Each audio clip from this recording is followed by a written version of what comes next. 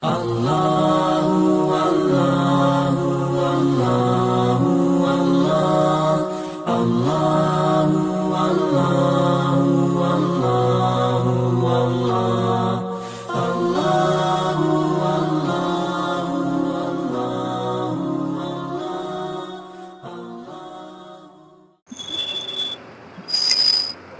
لله نحمده ونستعينه ونستغفره ونؤمن به ونتوكل عليه ونعوذ بالله من شرور أنفسنا ومن سيئات أعمالنا من يهده الله فلا مضل له ومن يضلل فلا هادي له ونشهد أن لا إله إلا الله وحده لا شريك له وأشهد أن محمدا عبده ورسوله أما بعد فإن خير الحديث كتاب الله وخير الهدي هدي محمد صلى الله عليه وسلم وشر الأمور محدثاتها وكل محدثة بدعة وكل بدعة ضلالة وكل ضلالة في النار.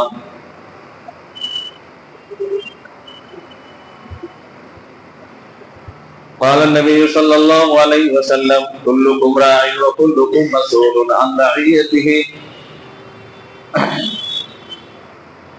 اسلامی بھائیوں،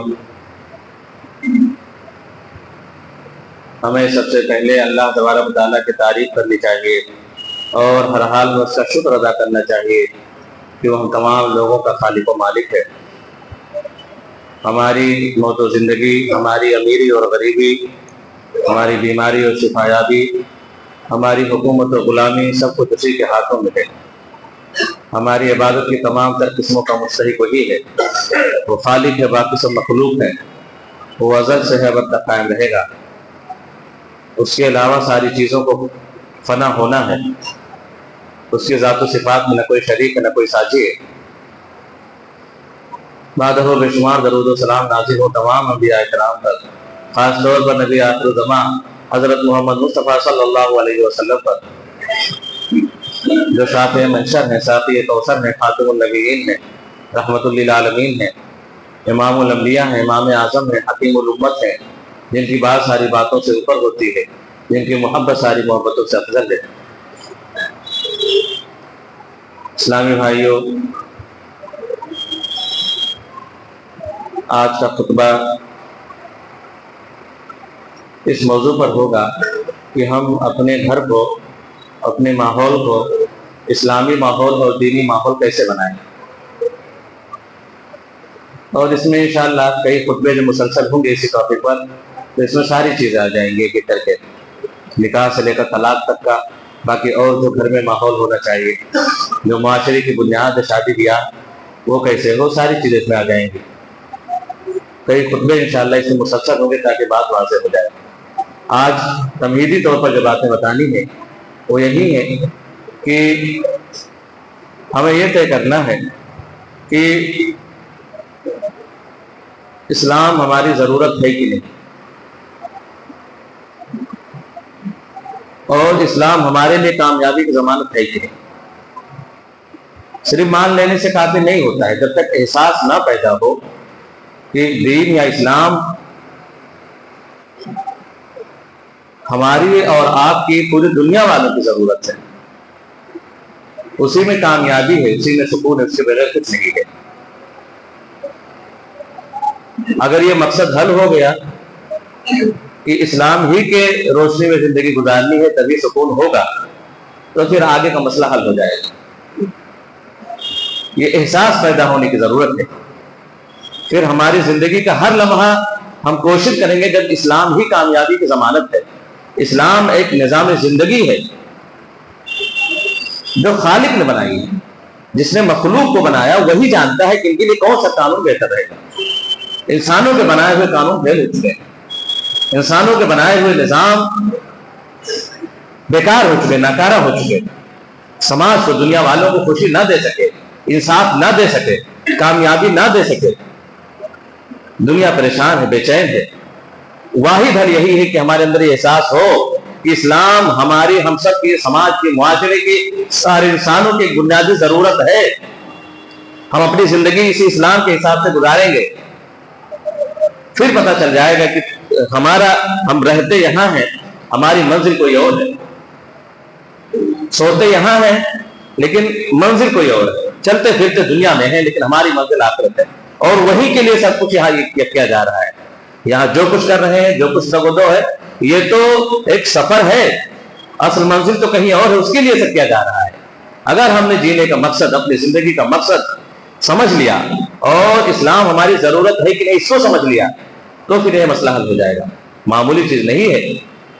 اسلام جس کی بھی زندگی میں آتا ہے اس کو عزت والا بنا دیتا ہے، اس کو ایک مثالی بنا دیتا ہے۔ بیوی کے ہاں اسلام آ جائے تو اس کو ایک مثالی بیوی بنا دیتا ہے اسلام۔ مثالی بیوی، مثال دیتے ہیں لوگ اس کو، دیکھو وہ اچھی بیوی۔ شوہر اگر اسلام پہ عمل کرنے لگے تو مثالی شوہر بن جاتا ہے۔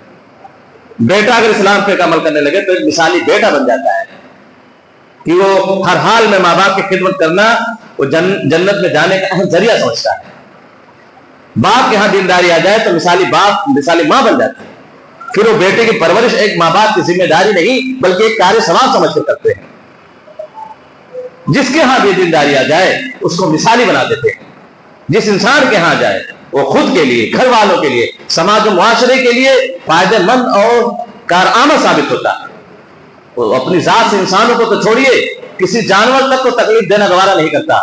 جانور بھی ایک اسلام پہ عمل کرنے والے شخص سے فائدہ اٹھاتے ہیں، ان کو بھی تکلیف نہیں دیتا۔ وہ جہاں جائے گا سماج و معاشرے کے ہر فرد کا بھلا چاہے گا، انسانیت کا بھلا چاہے گا، پڑوسیوں کو خوش رکھنا چاہے گا، رشتہ داروں کو بچا کے رکھے گا، جو اس کے ماتحت ہیں ان پر ظلم نہیں کرے گا، ان کی خاطرداری کرے گا، یہ سوچ کر کے یہ جواب دیں ہمارے ماتحت یہ ہیں، ان کے تعلق سے ہمیں پوچھا جائے گا۔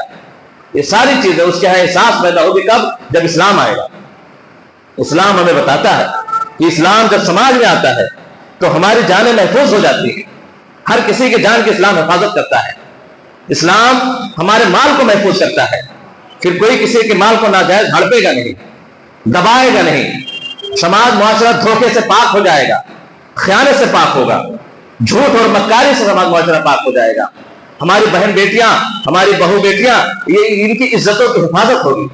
یہ باہر نکلیں گے تو کوئی غلط نظر ڈالنے والا نہ ہوگا۔ نکڑوں پہ چھچھوڑے جو لوگ کھڑے ہو کر کے نکلنے والی، گزرنے والی ہماری بہو بیٹیوں پر جو الٹے سیدھے کمنٹ پاس کرتے ہیں، اس ڈر اور اس خوف سے بھی ہمارا معاشرہ پاک ہوگا۔ فریب دہی، دھوکہ دہی، ظلم، فریب، بدعات، خرافات، شرک، گمراہی، یہ ساری چیزیں اسلام ختم کر دیتا ہے۔ یہی تو چاہیے انسان کی زندگی میں سکون کے لیے، انسان کی زندگی میں، معاشرے میں سکون کے لیے یہی چاہیے، اور اسلام کے بغیر ممکن نہیں۔ اسلام پہ عمل کیے بغیر کوئی چارہ ہی نہیں۔ اس لیے کہ اسلام کو اس نظام زندگی، اسلام ایک نظام زندگی ہے، تھوپی نہیں گئی ہے، بلکہ ہمارے لیے اللہ تبارک و تعالیٰ نے اس کا انتخاب کیا ہے۔ اور معلوم سب کو ہے، باتیں بتائی جاتی ہیں، درس میں بتائی جاتی ہیں، آپ لوگ تقریروں میں سنتے ہیں، آپ لوگ خطبے میں سنتے ہیں، ساری چیزیں سنتے ہیں۔ ہمارا کمی وہاں ہو جاتی ہے کہ ہم اس کو اپنے، وہ چیزیں صرف ہمارے علم تک رہ جاتی ہیں، کانوں سے سنتے ہیں، دل تک وہ چیزیں نہیں جا پاتی۔ وہ اگر ہمارے عمل کا حصہ بن جائیں، جیسے صحابہ کرام کے تھی، ان سے پوچھا بعد والوں نے کہ اتنے حدیثیں کیسے یاد رکھی، تو کہا کہ ہم سے یاد نہیں کرتے تھے، اللہ کے رسول سے سنتے تھے، بس عمل کرنے لگتے تھے، بس وہ چیزیں یاد میں آ جاتی تھی، ہماری زندگی کا ایک حصہ بن جاتی تھی۔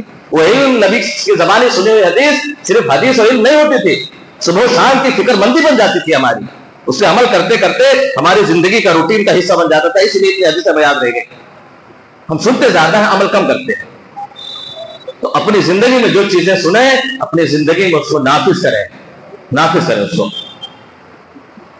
ان تمہیدی باتوں کے بعد جو ضروری چیزیں ہیں ایک گھر کے نظام کو اسلامی بنانے کے لیے، ماحول کو اسلامی بنانے کے لیے، سماج کو اسلامی بنانے کے لیے، اس میں جو سب سے زیادہ ضروری چیز ہے، سب سے پہلی شروعات جو ہوتی ہے وہ ہوتی ہے جہاں سے سماج اور معاشرہ بنتا ہے۔ سماج اور معاشرہ بنتا ہے، ایک میاں بیوی جب ملتے ہیں، ایک جوڑے کی شادی ہوتی ہے، ان سے اولاد ہوتی ہے، چھوٹا سا گھر بنتا ہے، پھر گھرانہ بنتا ہے، اس سے خاندان اور قبیلے بنتے ہیں، پھر بڑا سا سماج و معاشرہ بن جاتا ہے۔ وہ چھوٹی سی اکائی جو ایک لڑکی اور لڑکے میاں بیوی کے شکل میں آتے ہیں، ایک دوسرے کی زندگی میں داخل ہوتے ہیں، وہیں سے خاندان اور سماج و معاشرے کی بنیاد پڑتی ہے۔ اور وہی سے اچھے سماج اور برے سماج کی بنیاد جوڑی پڑ جاتی ہے. اگر وہ پہلی اینٹ غلط رکھی گئی تو ساری عمارت ٹیڑھی ہو جائے گی, کمزور پڑ جائے گی. اگر وہ پہلی اینٹ صحیح نہیں رکھی گئی, ٹیڑھی رکھی گئی, تو جو پہلی اینٹ ہے اسلام سماج اور معاشرے کی خوشحالی کے, گھروں میں اسلامی ماحول لانے کے, وہ پہلی اینٹ وہی ہے کہ رشتوں کا انتخاب ہم کس طرح کرتے ہیں. ظاہر سی بات ہے, یہ بات بارہا آپ نے سنا ہوگا, لیکن ہم اپنی زندگی میں نہیں لا پاتے. اللہ کے رسول صلی اللہ علیہ وسلم نے ایک بات کی ذمہ داری دی کہ جب وہ ایک نئے جوڑے کا انتخاب جس کے ذریعے سے عمل میں آ رہا ہے, ولی کے ذریعے سے, خاندان والوں کے ذریعے سے, گھر کے مکھیا اور بڑے کے ذریعے سے, تو ہم کی ذمہ داری طے کرتی. تنکح المرأۃ لأربع لمالها لجمالها لحسبها لدینها فاظفر بذات الدین. نکاح کی جو بنیاد ہے وہ 4 چیزیں ہیں: مال, خوبصورتی, حسب و نسب اور دینداری. ضمانت کس کی دی؟ اللہ کے رسول صلی اللہ علیہ وسلم. فاظفر بذات الدین. کامیابی چاہتے ہو, سکون چاہتے ہو, تو دینداری کو ترجیح دو. دیندار لڑکا ڈھونڈ کر کے, دیندار لڑکی ڈھونڈ کر کے ترجیح دو. یہاں اگر ہم فیل ہوئے تو گھر اجڑ جاتا ہے. اور آپ دیکھ لیں, جہاں اس دینداری کو بنیاد نہیں بنایا گیا, اجڑنے والوں میں طلاق کے زیادہ تر کیسز انہی گھروں میں آتے ہیں جنہوں نے اس کو بنیاد نہیں بنایا. اگر دینداری نہیں ہے تو چاہے جتنے پیسے والی ہو, اگر گھروں میں آ گئی, وہ گھر والوں کی عزت نہیں کرتی, کام نہیں کرے گی, شوہر کی عزت نہیں کرتی, پلٹ کے جواب دیتی ہے, اس کی عزت اور آبرو کی حفاظت نہیں کرتی, مال کی حفاظت نہیں کرتی, بے پردگی ہے, چاہے جس سے بات کر لیتی ہے اس کے سر موہیا اس کے پاس نہیں ہے, تو یہ جو پیسہ یا دہیج کے سامان کا اثر زیادہ دنوں تک نہیں رہے گا. کچھ دنوں تک تو ہم برداشت کر لیں گے, پھر اس کے بعد وہی پیسہ کسی کام کا نہیں. جو پیسہ ہماری زندگی میں سکون نہ لا سکے, جو ہمارے گھر کے رشتے میں مضبوطی نہ لا سکے, جو ہمارے گھر میں ہماری نجی زندگی میں سکون نہ لا سکے, وہ پیسہ کس کام کا؟ کچھ دنوں تک تو جب تک گاڑی ہے اس سے دیے ہوئے پیسوں سے عائد کر رہے ہیں, برداشت کریں گے بس, لیکن پھر وہی پیسہ کھٹکنے لگے گا. وہی خوبصورت چہرہ جس کو ہم پری سمجھ کے لے کر کے آئے تھے, اس سے ہم نفرت کرنے لگیں گے. اگر اس نے گھر والوں کی عزت نہ کی, اگر اس نے شوہر کی خاطرداری نہ کی, اگر اس نے دینی ماحول اور عزت شوہر کی عزت و آبرو کی حفاظت نہ کی, اور اس طریقے سے شوہر اور اس کے گھر والوں کے ساتھ معاملہ نہیں کیا جو طریقہ اللہ کے رسول نے بتلایا ہے, تو وہی خوبصورت چہرہ نفرت کے قابل ہو جائے گا. اس کی آرتی نہیں اتارے گا کوئی بعد میں. پھر ٹوٹ جاتے ہیں رشتے. اچھے اچھے رشتوں کو دیکھا ہے, بہت کروڑ پتی لوگوں کے رشتوں کو دیکھا ہے کہ طلاق ہو گئی ہے, کورٹ کچہری کی نوبت آتی ہے. خوبصورت سے خوبصورت رشتے والوں کو دیکھا جنہوں نے خوبصورتی کو بنیاد بنا کے دیکھا تھا, گھر اجڑے پڑے ہیں, رشتے بکھرے پڑے ہیں. اس لیے کہ ہم نے اسلام کو جو پہلی ایک جو رکھنی تھی, خاندان اور سماج معاشرے کی جو بنیاد ہم نے وہ ٹیڑھی رکھی. اور جہاں اسلام کے جہاں ہم نے یہ چیز فضل بذات الدین نبی کی جو پیشین گوئی تھی اور جو ضمانت کی کامیابی کے اگر ہم نے سامنے رکھا, تو پھر یہ کی کامیابی ہے. ایک نبی جب بولتا ہے تو اس کی زبان میں خدا بولتا ہے. وما ينطق عن الهوى ان هو الا وحی یوحى. عام انسان کے زبان سے نکلے ہوئے کلمات نہیں ہے کہ اندازہ غلط ہو جائے. وما ينطق عن الهوى ان هو الا وحی یوحى. نبی کوئی بھی بات بولتے ہیں شریعت سازی میں, وہ وحی ہوا کرتی ہے. الفاظ نبی کے ہوتے ہیں, احکام اللہ کے ہوتے ہیں, یہ نبی کی بات نہیں. دیکھو یہ خوشخبری, سکون اور کامیابی کی جو پیشین گوئی اور ضمانت ہے, یہ اللہ کی دی ہوئی ہے. اللہ کے قانون کے خلاف جا کر کے ہم کامیاب نہیں ہو سکتے. سب محسوس کرتے ہیں, لیکن کوئی آگے آ کر کے اس دیوار کو گرانے والا کوئی نہیں. اس روپے پیسے کی بنیاد پر جو شادیاں ہوتی ہیں, خاندان کی بنیاد پر جو ہوتی ہیں, خوبصورتی کی بنیاد پر جو ہوتی ہیں, ان بتوں کو توڑنے کی ہمت کسی میں نہیں ہے. سماج اور معاشرے کے بائیکاٹ کا ڈر ہے, لوگوں کے تھو کا ڈر ہے, ناک کٹنے کا ڈر ہے. ٹھیک ہے, جل رہا ہے گھر, سماج اور معاشرہ جل رہا ہے, سینکڑوں میں کوئی 10-5 لوگ بھی نہیں ملیں گے جو کہیں گے ہاں ہمارا گھر بہت سکون سے چل رہا ہے, بہت خوشحالی سے چل رہا ہے. اپنی لاکھ کے خاطر اپنے بھرم قائم کرنے کے لیے جھوٹ چاہے بول دیں, جھوٹی مسکان کے ساتھ چاہے پردے ڈال دیں, لیکن حقیقت ہر کوئی جانتا ہے.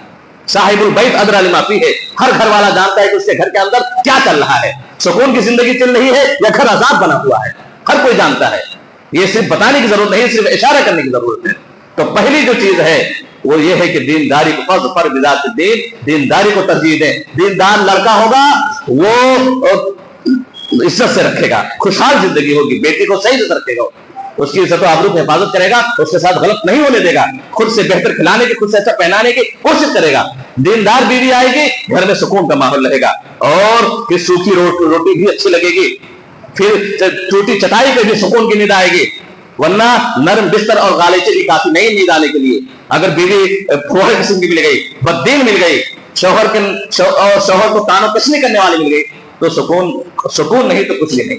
सुकून ही के लिए तो सब कुछ करता है इंसान, सुकून ही के लिए तो सेहत को गलाता है, सुकून ही के लिए, उन्हीं बीवी बच्चों के लिए लोगों की गालियां सुनता है, लोगों के तानो कशनी सुनता है, और हराम कभी कभी हराम कमाई की नौबत तक ले आता है।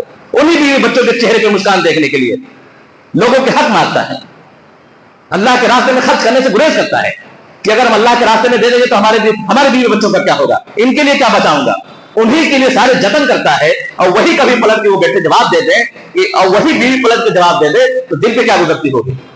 और ये तभी होगा जब एक दीनदार बीवी लेकर के आएंगे। जमीन में फसाद, अल्लाह के रसूल ने कहा, इज़ा अताकुम तर्ज़ौना दीनहु व खुलुक़हु फज़व्विजूहु। तुम्हारे पास कोई ऐसा रिश्ता है, चाहे लड़की का हो या लड़का का हो, जिसके अखलाक से और दीनदारी से तुम राजी हो, फज़व्विजूहु, शादी कर दो उससे। व इल्ला तफ़अलू तकुन फितनतुन फिल अर्ज़ि व फ़सादुन कबीर।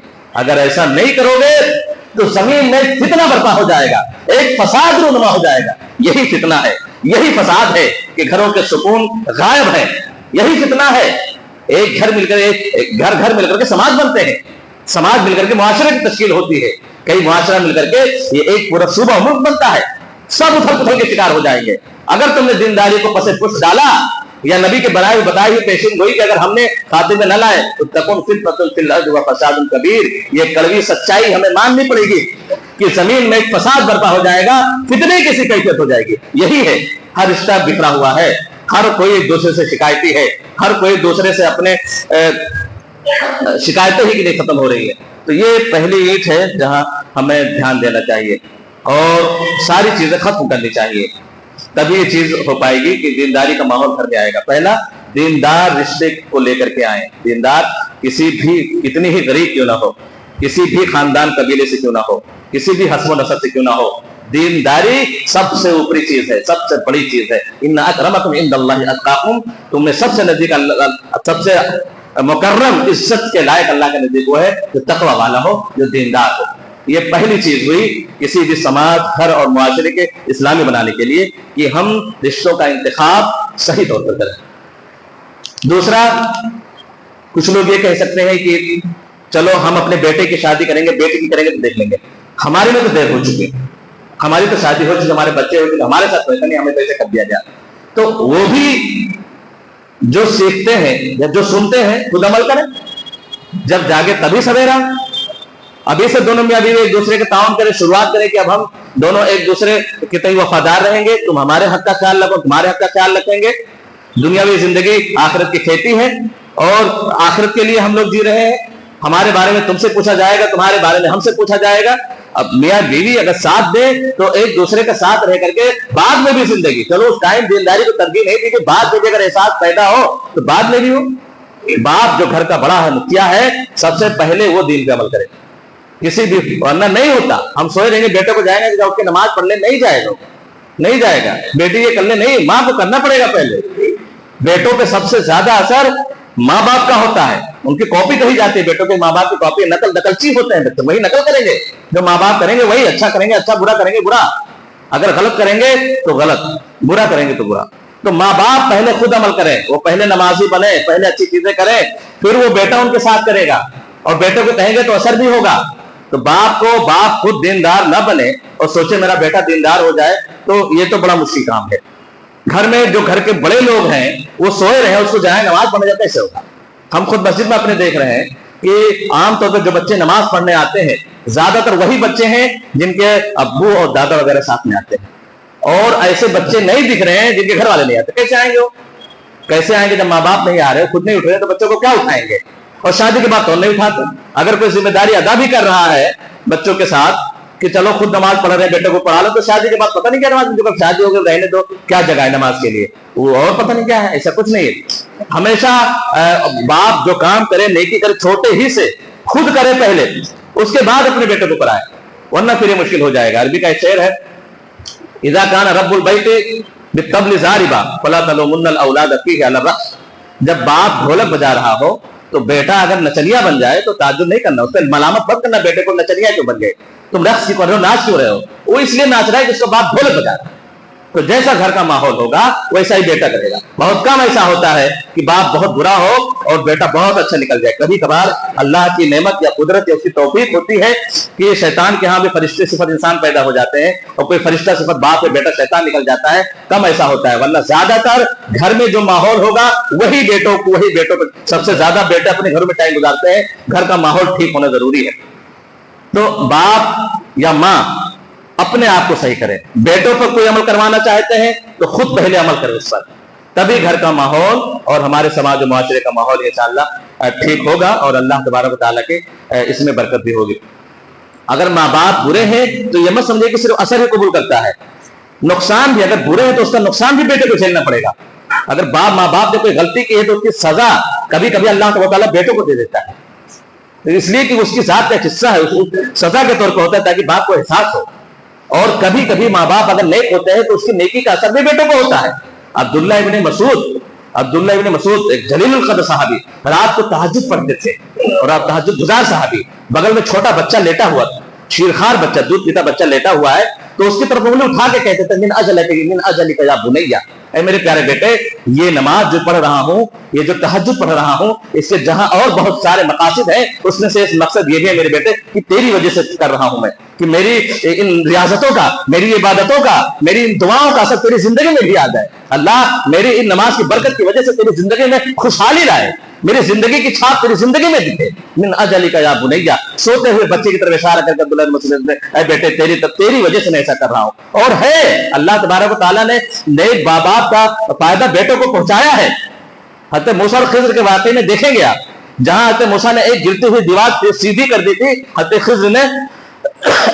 हज़रत मूसा ने एतराज किया था, इन गांव वालों ने हमारी ज़ियाफत नहीं की और आप उन पर एहसान कर रहे हैं, आप दीवार सीधी कर रहे हैं, गिर जाने देना चाहिए। बहुत बदतमीज लोग हैं, खराब लोग हैं, ज़ियाफत ना कि हमारी, आप उन पर एहसान कर रहे हैं। तो उस वक्त तो जवाब नहीं दिया, बाद में जब 3-4 सवाल हो गए तो उसने जवाब दिया था। उसकी एक वजह बताई कि अल्लाह तबारक व तआला ने जवाब दिलवाया हज़रत खिज़्र से, वजह बतलाई कि वअम्मल जिदार फकान लग़ुलामैन यतीमैन व कान अबूहुमा सालिहा, कि वो दीवार जो थी गिर रही थी, गिरती दीवार 2 यतीम बच्चों, नाबालिग 2 यतीम बच्चों की थी, और हमने एहसान इस वजह से किया कि उनके वकान अबूहुमा सालिहा, उन दोनों के बाप नेक थे, उस नेकी की वजह से हमने इन बेटों पर एहसान किया है। तो माँ बाप ये ना समझें कि अगर हम गलत करते हैं तो हम ही करेंगे, सिर्फ हम ही भरेंगे, उसका नुकसान बेटों को देखना पड़ेगा। अगर हम कोई नेकी करते हैं, अच्छा करते हैं, तो उसका फायदा भी हमारे बेटों को मिलेगा। तो घर में बच्चों को कोई चीज सिखाने से पहले, समझाने से पहले खुद अमल करके दिखाएं, फिर रास्ता आसान हो जाएगा, समझाना आसान हो जाएगा, अमल कराना आसान हो जाएगा।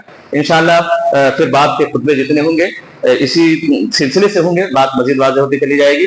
आज हमने 2 बातें बताई हैं, एक तो ये है कि रिश्तों के इंतखाब में हम इस्लामी हुदूद का ख्याल रखें, अल्लाह के रसूल सल्लल्लाहु अलैहि वसल्लम के बताए हुए तरीके का ख्याल रखें। दूसरा, घर में अगर कुछ अमल कराना चाहते हैं, कोई नेक काम, तो घर का जो बड़ा है, जो चाहता है कि मेरी बात लोग माने, पहले खुद अमल करके दिखाए, तभी बच्चों पे असर होगा। तो क्या बातें इंशाअल्लाह आने वाले खुतबे में होंगे। अल्लाह तबारक व तआला से दुआ के बारे इलाहा हम तमाम लोगों को इस्लाम के मुताबिक जिंदगी गुजारने की तौफीक दे, आमीन। बारकल्लाहु लना व लकुम फ़िल क़ुरआन व नफ़अनी व इय्याकुम बिल आयाति व ज़िक्रिल हकीम, इन्नहु तआला जव्वादुन करीम।